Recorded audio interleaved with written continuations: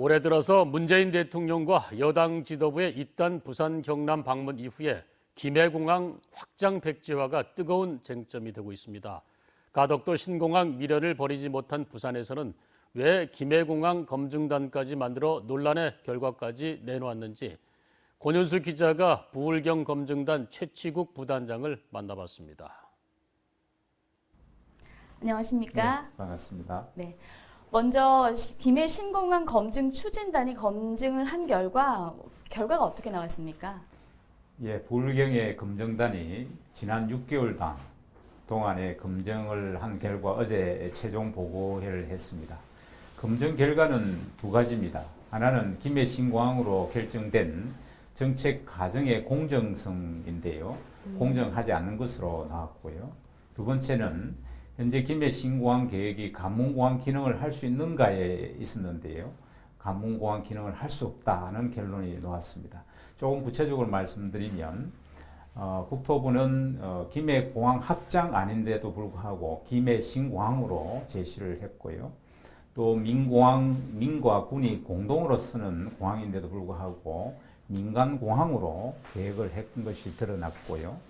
특히 지역 거점 공항으로 계획이 되어 있었음에도 불구하고 관문공항으로 발표한 것이 확인되었습니다. 이건 번복이 아니고요. 왜곡을 바로잡는 것으로 보면 되겠습니다. 그 근거로 저희 검증단에서 밝힌 결과는 6개 분야 18개 항목에서 문제점을 우리가 확인했습니다. 대표적인 것이 공항 안전, 소음, 용량 부족, 또 환경 문제, 법 제도 문제, 또 항공수요 축소 등이 있었습니다. 구체적인 내용은 한 가지만 든다고 그러면 약 7조 원의 건설비를 투입하고도 용량 증가율이 38%에 불과했습니다. 따라서 신공항이 개항되자마자 포화 상태에 이르는 것으로 예상이 됐습니다. 사실 우리 영남권은 김해 신공항 외에는 다른 공항을 건설할 수 없는 것이 합의였죠.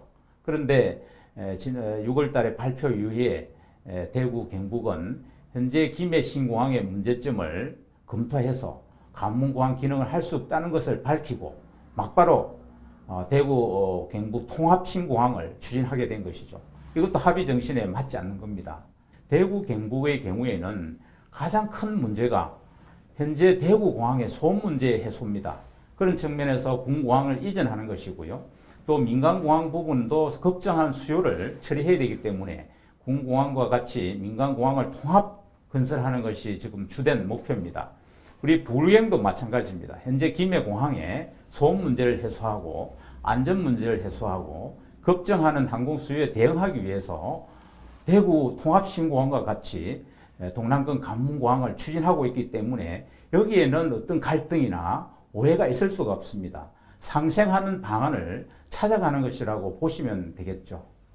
네, 일각에서는 내년 총선을 앞두고 정치적으로 이용한다 이런 비판이 있습니다. 어떻게 생각하십니까? 사실 김해 신공항을 추진하자는 조금 문제가 있어도 전 정부가 결정했고 또 정책의 일관성 측면에서 추진해야 된다는 그런 정치권의 논리가 있습니다만은 오랫동안 연구한 연구자로서 이것은 참 안타까운 일이죠. 그래서 더 이상 정치적인 이용은 해서는 안 되고요. 또 이용할 수도 없다. 이렇게 말씀드립니다.